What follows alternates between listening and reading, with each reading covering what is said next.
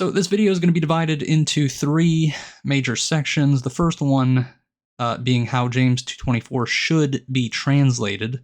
And in this section, we're going to look at how many translations fail to stay true to the Greek text. Then we're going to look at a better translation in light of the Greek text. And then we're going to confirm that translation with English and French translations that already exist. The second section is going to look at how this improved translation impacts the meaning of James 2:24. And then the final section, we're going to look at what kind of works James has in mind in James 2:24. So let's be very clear about this. James is saying that a man is justified by works of the law. Let me say that again. James is saying that a man is justified by works of the law. Okay, now what do we do with that?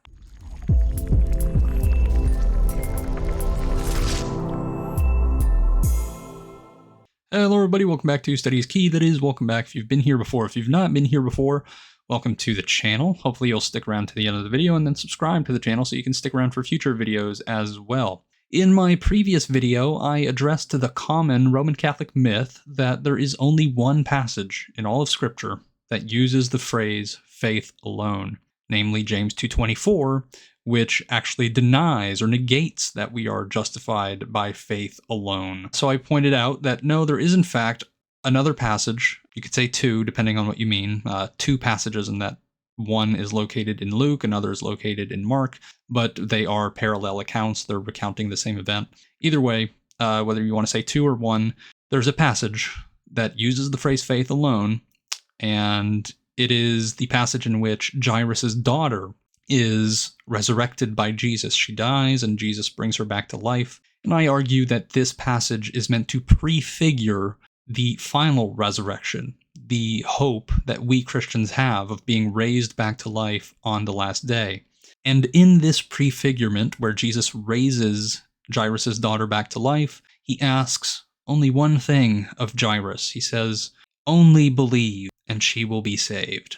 And by saved here, he obviously means he's going to raise her back to life in this present age. And of course, since this was prefiguring our hope of resurrection on the final day, it offers very good evidence that faith alone is in fact all Jesus requires for us to be raised back to life on the last day, because that's what he required of Jairus for his daughter to be raised from the dead, prefiguring our final hope. Now, I said in that video that I was going to be recording a video addressing James 2:24 specifically because I didn't address it in that video. That was not the point of that one. But here today, we are going to address James 2:24, and I'm looking forward to it. I think it's going to be a fresh take, I guess, on James 2:24. I don't mind speaking out against my own people, let's say, my ilk, when I think they're doing something wrong, and I think that the same James 2:24 Protestant drumbeat has been beaten to death, and I don't think it's a very good interpretation of James chapter 2 that my fellow Protestant Christians offer usually. So I'm going to be offering something different in this video. Hopefully this gives you a new way of thinking about James chapter 2, one that you might stick with if you think it's compelling enough. I certainly think this is much more compelling than either the typical Protestant interpretation or the typical Roman Catholic interpretation. So without further ado, let's revisit James 2:24 and set the record straight on it. So this video is going to be divided into three major sections. The first one being how James 2:24 should be translated. And in this section, we're going to look at how many translations fail to stay true to the Greek text. Then we're going to look at a better translation in light of the Greek text. And then we're going to confirm that translation with English and French translations that already exist. The second section is going to look at how this improved translation impacts the meaning of James 2:24. And then the final section, we're going to look at what kind of works James has in mind in James 2:24. Now, this is not even going to be an exhaustive, treatment of James 2:24. There is, of course, more to say. There's more to say about like James 2:14, basically all of James chapter 2, right? So again, this is not exhaustive. If I don't touch upon every single question you have about James chapter 2, like, what do you make of verse 14? What do you make of this? What do you make of that? Again, understand that this video is meant to be focusing solely on James 2:24. It would be far too long for me to treat the entire chapter in a way that it should be treated, which is with care and precision, and we should think more slowly through this rather than try to rush our way through interpreting the chapter, because that often leads to poor interpretations. So we have to take our time. Now, let's begin. The translation issue. Here we have on screen the ESV, the NASB, the NRSV, the CSB, the NET, the NIV, the NLT, and the LSB. And they all basically translate James 2:24 the same way. Now, this isn't an exhaustive list of translations that translate it this way, but you get the point, right? There's a lot of them that translate it this way. I'll just read the ESV here. It says, "A person is justified by works and not by faith alone." And that's basically how all these other translations translate James 2:24. You'll notice they all translate the Greek word monon as an adjective modifying faith, right? You see, they all translate monon as alone, right? By faith alone, faith alone, faith alone, faith alone. They all have faith alone here. And what the adjective alone communicates in these translations is that a person is not justified by bare faith, which is to say, by faith on its own without works. But does that accurately reflect the Greek? Here is the Greek here. It reads, "Horate hoti ex ergon dikaiutai anthropos kai uk ek pisteos monon." Now that was gibberish for most of you, and to be frank, it's gibberish to me mostly. At least it was before I, studied this particular phrase in Greek. I'm not claiming to be a Greek expert. I'm not. But anyways, that's how it reads for the curious folks out there who look at this and wonder, I wonder how that's pronounced. Anyways, so the problem with translating monon as an adjective is that for it to be taken that way, it would have to agree with pisteos, faith, in gender, but it doesn't. Now, I assume that most of you watching this video probably don't speak French. I happen to speak French, but maybe a number of you speak Spanish, because I assume that most of my viewership is American, and if you do speak a second language, I would assume it's much more likely that you speak Spanish than French. So, in Spanish as well, just like in French, you have gendered words, right? So in French, for example, a table is a feminine word. And so if I wanted to modify the word table with an adjective in French, because table is feminine, I would have to use a feminine form of whatever adjective I want to use to modify the word table. And that's the same way it works in Spanish, and it's also the way it works in Greek. And the word monon here is neuter. Right? In French, we have feminine and masculine, but in Greek, you also have neuter. And the word monon here is neuter. It's also in the accusative singular form, and pisteos, faith, is feminine, and it's in the genitive singular if you want the greater, more expansive parsing. We're only focusing here on the gender, but I put in parentheses those other things if that matters to you, and actually it does matter in the case of monon, as we'll see later. But so the point is, monon and pisteos do not agree in gender. And so Christopher Mooney here, in an article entitled "A Puzzling Silence, James 2:24 Before the Reformation." By the way, Christopher Mooney is assistant professor of theology at the Augustine Institute. He says in this article, quote, "If we turn to the Greek New Testament, we find that James 2:24 employs an adverb, monon," right? So he acknowledges this is an adverb. It's not an adjective. And likewise, Dr. John Niemela, professor of Hebrew and Greek at Schaeffer Theological Seminary, in an article entitled "James 2:24, Retranslation Required, Part 2 of 2, says, quote, "Each form of monos has adjectival uses. Only the neuter accusative singular monon can be an adverb." Now remember when I said that it matters here that it isn't merely neuter, but neuter accusative singular in James 2:24. So John Niemela goes on to say, if the sentence lacks a substantive that can agree with monon, it is adverbial. The verse contains no word that can agree with monon in case, gender, number. It is adverbial. So both Christopher Mooney and John Niemela acknowledge monon in James 2:24 is not an adjective, it's an adverb. So a better translation of the Greek would be, you see that a person is justified by works and not only by faith. And you can see here the KJV, the NKJV, the MEV, the YLT, the Darby, the Douay Rheims, and the ASV all render monon as only, as an adverb. So the KJV, the NKJV, the MEV all read pretty much the same. By works a man is justified and not by faith only. You have the YLT, which is the Young's literal translation. It says, out of works is man declared righteous and not out of faith only. Darby, a man is justified on the principle of works and not on the principle of faith only. Douay Rheims says, quote, by works a man is justified and not by faith only. And then the ASV says, by works a man is justified and not only by faith. And here are a few French translations. The FMAR 1744 says, l'homme est justifié par les œuvres et non par la foi seulement, which literally translates to, man is justified by works and not only by faith. And the LSG 1910 and the BCC 1923 read identically to the FMAR 1744. And by the way, the BCC is a Catholic translation, so it translates monon as an adverb here, seulement. And finally, we have the PDV 2017 translation, the Parole de Vie translation. So it's more modern.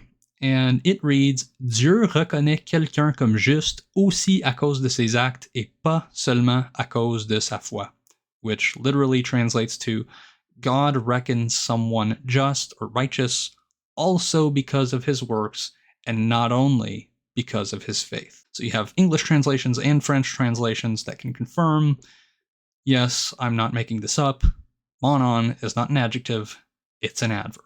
Now going back to Dr. John Niemela's article, he says, quote, a man is justified by works and not only by faith, in turn is more easily understood as, a man is not only justified by faith, but also by works. Now, Christopher Mooney, again, going back to his article, A Puzzling Silence, James 2:24 before the Reformation, he says, quote, the expression sola fide does not occur anywhere in the Vulgate. Rather, James 2:24 says, ex operibus justificator homo et non ex fide tantum, a rendering common to the Vulgate, the Old Latin scriptures, and all of their known variants. Ex fide tantum is better translated only or merely by faith and does not necessarily mean the same thing as sola fide, by faith alone. He goes on to say, if we turn to the Greek New Testament, we find something similar. Uk ek pisteos monon likewise employs an adverb, monon, where the Latin sola fide and the English faith alone use an adjective. The difference is grammatical. While the adjective sola in sola fide modifies the noun and thus signifies a faith devoid of works, the adverb tantum in fide tantum modifies the verb and thus denies that faith exclusively is able to justify. Even just initially then, we ought not to assume that sola fide and fide tantum mean the same thing. End quote. So, what James is not saying is a man is not justified by bare faith, but by faith coupled with works. What James is saying is a man is justified by bare faith, but also by works. So in other words, he's saying, yeah, bare faith justifies, but it isn't only bare faith that justifies. Works also justify. So again, bare faith justifies, but it's also the case that works justify. That's what he's saying. And this makes good sense, right? If you read James chapter 2, verse 8, he says, if you really fulfill the royal law according to the scripture, you shall love your neighbor as yourself, you are doing well. And then in James 2:19, he says, you believe that God is one, you do well, even the demons believe and shudder. And so when you get to James 2:24, he says, you see that a man is not only justified by faith, but also by works, right? In James 2:19, he says, you believe, you do well. So yeah, you're justified by faith. Faith alone does in fact justify. You do well. But it's also the case that works justify, right? If you fulfill the royal law, if you love your neighbor as yourself, you're doing well. So you do well when you believe the right thing, and you do well when you do the right thing. And why is it the case then that even the demons believe and shudder? Well, it's because a number of situations in life call for us to act upon our faith. And if you don't act upon your faith in a number of situations that arise, well, you're not going to be given a thumbs up by God, right? If, for example, I'm at a store and the cashier gives me too much change back, and I realize that the cashier gives me, she gives me too much change, and I go, okay, I have a decision to make. I either shut up and just leave with the extra money, or I am honest and I say, hey, you gave me too much money, here you go. Now, if in that situation I decide, you know what, I'm not going to say anything, I am going to just leave with the money, God's not going to look at me approvingly in that situation. He's not going to give me a thumbs up. I'm not going to be justified in the context of that situation. So yeah, believing does justify. You're justified for believing.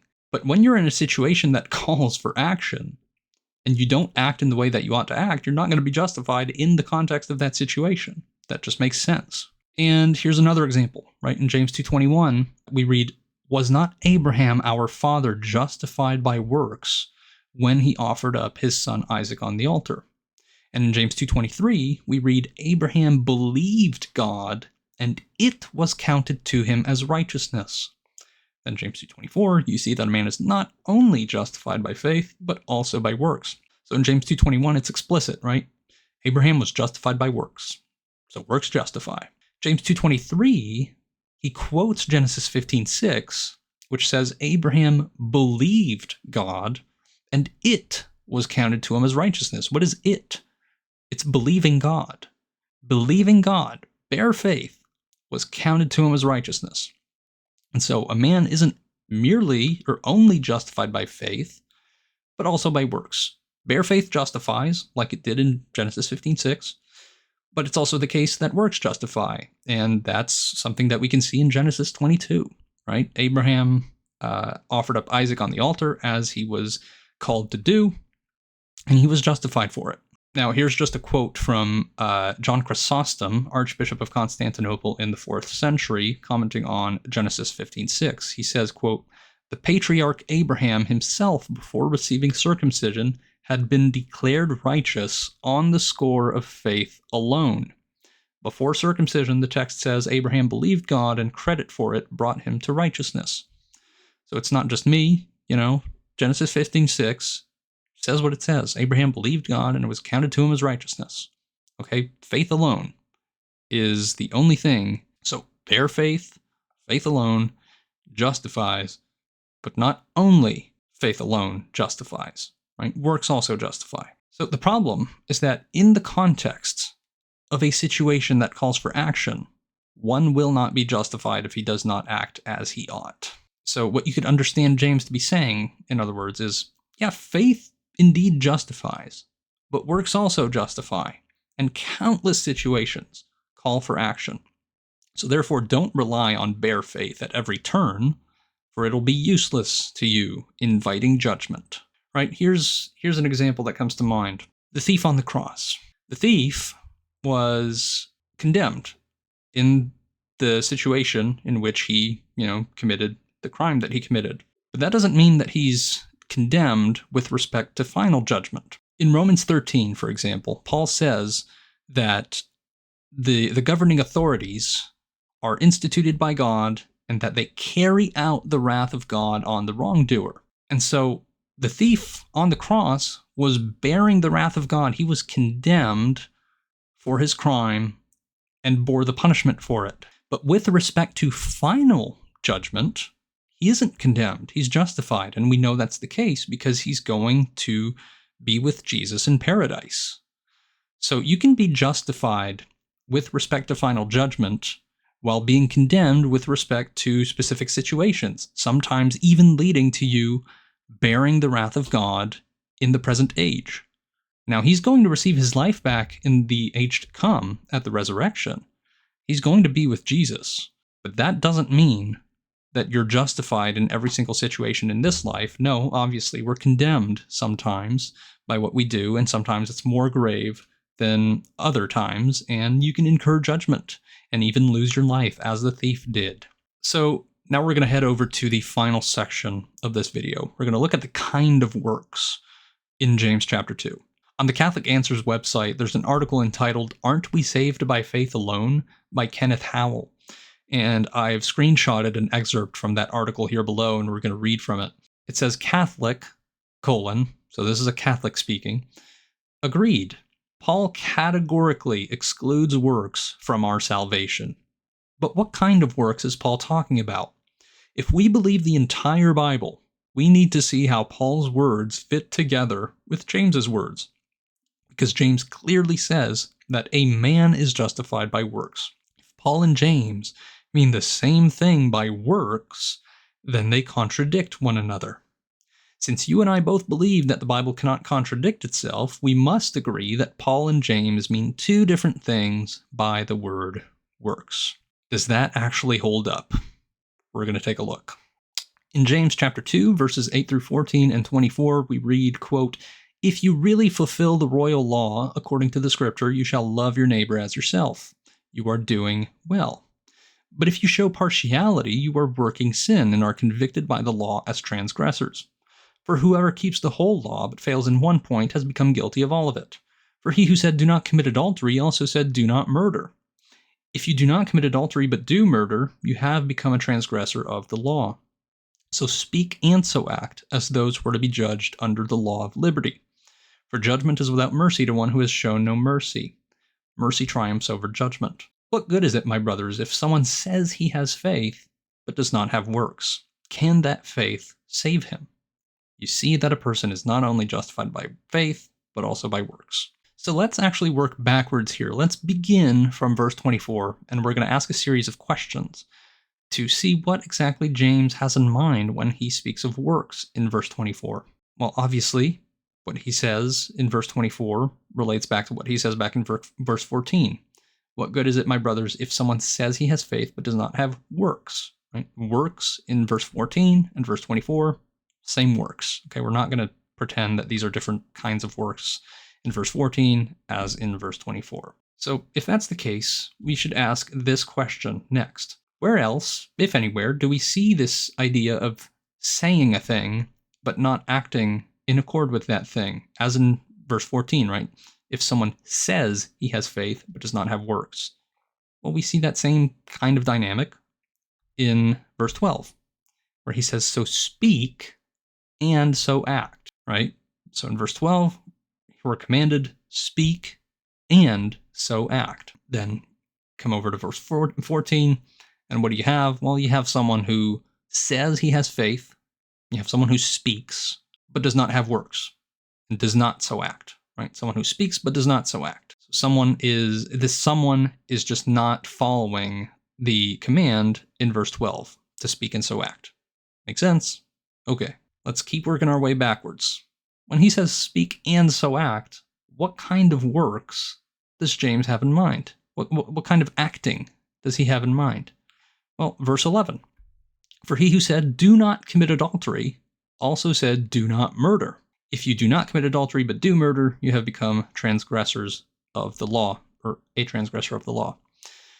So, speak and so act. What does he mean by act? Not committing adultery, not murdering. We can go back even further. Verse 8. If you really fulfill the royal law, according to the scripture, you shall love your neighbor as yourself. You are doing well. Okay, so to act in James's mind right now involves not committing adultery, not murdering, fulfilling the royal law, which is, to love your neighbor as yourself, quoting Leviticus 19:18. If you do this, if you love your neighbor as yourself, you're doing well. So I'm repeating myself here. This has to cement itself in our minds. Speak and so act. What does he mean by act? Don't commit adultery, don't murder, love your neighbor as yourself. Okay, so that's what James has in mind, this kind of thing.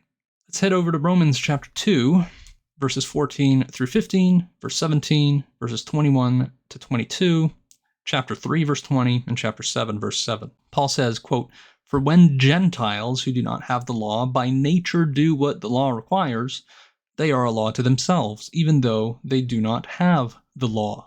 They show that the work of the law is written on their hearts. But if you call yourself a Jew and rely on the law, while you preach against stealing, do you steal? You who say that one must not commit adultery, do you commit adultery? By works of the law, no human being will be justified in his sight, since through the law comes knowledge of sin. What then shall we say? That the law is sin? By no means, yet if it had not been for the law, I would not have known sin. For I would not have known what it is to covet if the law had not said, 'You shall not covet.'" Okay, so he says, when Gentiles who do not have the law by nature do what the law requires, they are a law to themselves. Even though they do not have the law, they show that the work of the law is written on their hearts. Well, okay, what kind of works are written on the hearts of Gentiles? Well, stealing, not stealing. Do not steal is written on the hearts of Gentiles. Do not commit adultery is written on the hearts of Gentiles. These are the kinds of things that Paul has in mind here when he speaks of the work of the law being written on the hearts of Gentiles. And then he goes on to say in chapter 3, verse 20, "By works of the law, no human being will be justified in his sight, since through the law comes knowledge of sin." So by works of the law, no human being will be justified in his sight. So by not stealing, by not committing adultery, no human being will be justified in his sight. And he says, since through the law comes knowledge of sin. Well, what's an example of a sin that Paul came to know through the law? Well, he goes on to say in chapter 7, verse 7, "What then shall we say? That the law is sin? By no means. Yet if it had not been for the law, I would not have known sin, for I would not have known what it is to covet if the law had not said, 'You shall not covet.'" Do not steal, do not commit adultery, do not covet. These commandments from the 10 Commandments, and of course others by extension, like, do not bear false witness. These are works of the law. And Paul says that no human being will be justified in God's sight by works of the law. So let's go back to this article from Catholic Answers. Again, it says, "Agreed. Paul categorically excludes works from our salvation. But what kind of works is Paul talking about? If we believe the entire Bible, we need to see how Paul's words fit together with James's words, because James clearly says that a man is justified by works. If Paul and James mean the same thing by works, then they contradict one another. Since you and I both believe that the Bible cannot contradict itself, we must agree that Paul and James mean two different things by the word works." Well, is that so? No, it is not. Paul is not talking about a different kind of works. Both have works of the law in mind. Again, we can just back up here.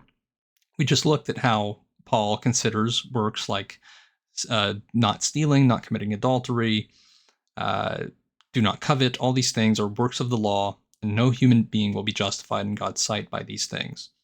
And James, what does he have in mind when he speaks of works? Well, he has in mind fulfilling the royal law, namely, "You shall love your neighbor as yourself," quoting Leviticus 19:18. He has in mind, "Do not commit adultery, do not murder," in verse 11.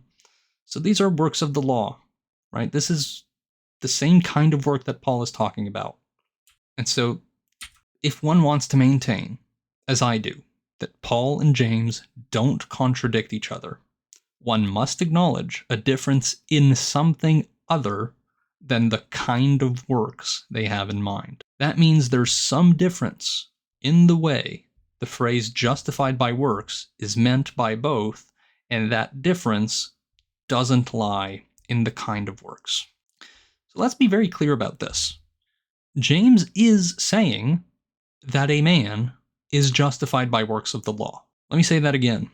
James is saying that a man is justified by works of the law. Okay, now what do we do with that? Okay, we agree that Paul and James don't contradict each other. But again, the difference between Paul and James is not in the kind of works they're discussing. They're both discussing works of the law. That's just the case. So we have to find some other way to understand James that fits with Paul. And here's my proposal. When Paul speaks of justification, it's specifically in reference to the final verdict that we can expect to receive on the last day. In this context, faith alone suffices for justification.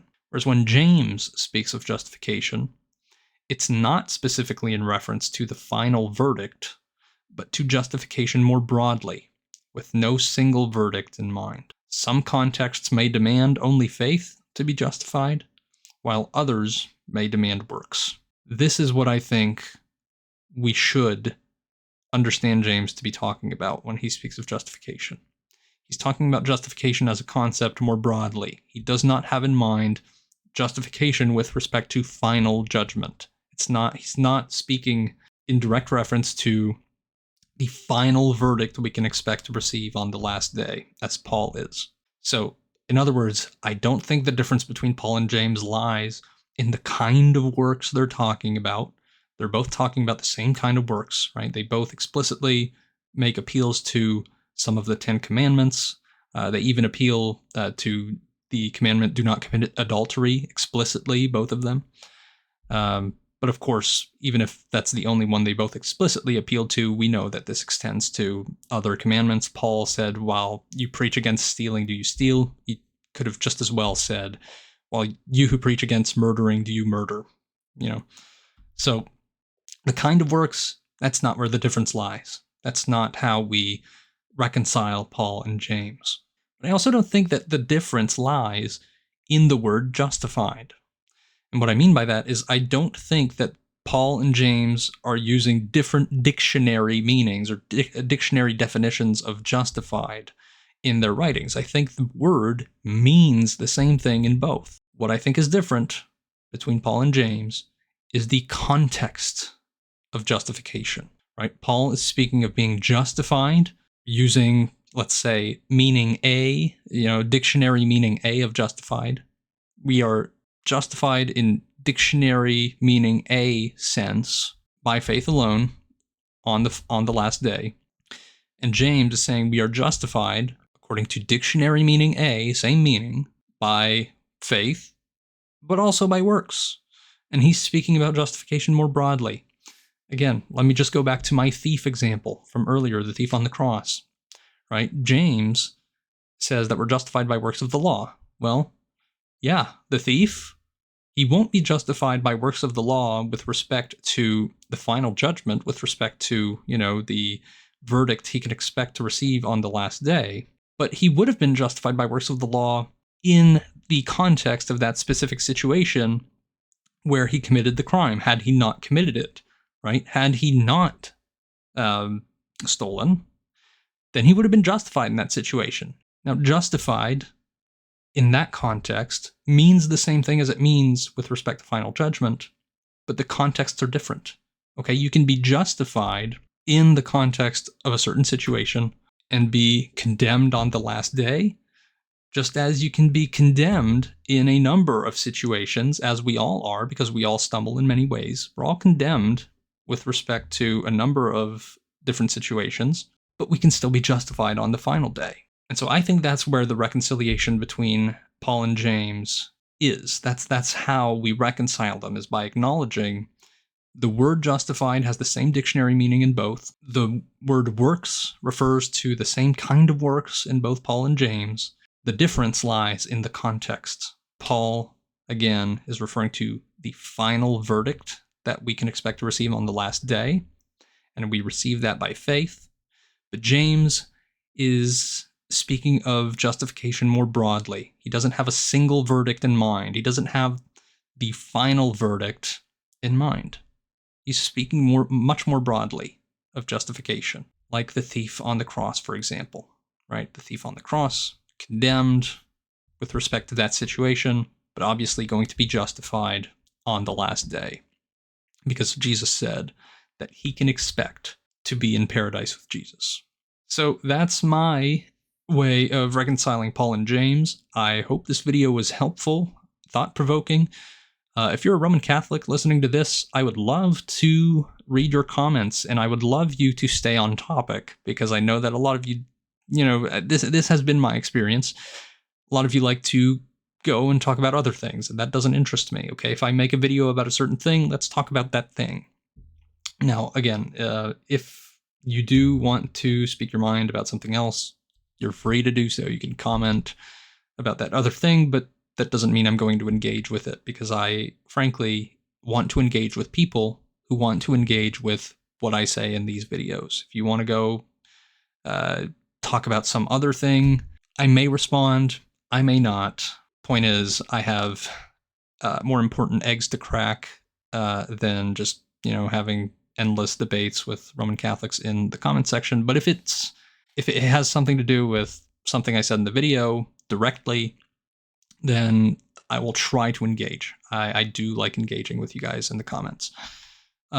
If you're a Protestant who has, been repeating the typical Protestant interpretation of James for a long time, namely that if somebody has no works, then that proves that their faith isn't genuine or something, this I don't think is a very good reading of James chapter 2 at all. I think that this is what Protestants should start to argue with respect to James chapter 2. I think this is a much more strong argument. And I have been working on a commentary on James chapter 2 for a while. And a while is kind of an understatement. And I will publish it at some point. I'll be honest, I have this issue where I try to do too many things at once, and I end up getting not very much done, because I'm trying to split my brain into 1,000 different areas. So not very efficient, but ambitious. But anyways, the commentary is largely finished. At the very least, in its current form, I still expect to revise it considerably, because I want it to be much more detailed than it is right now. But you can expect a commentary on James at some point. And yeah, so that's pretty much it. I'm rambling at the moment. I'll try to wrap up this video right now. Hopefully you guys enjoyed the video. Leave a comment, like, subscribe, share, do all those YouTube-y things, all those things that, help the channel grow, if you appreciate the work that I do here. And I'll see you guys in the next video. So until then, remember that study is key.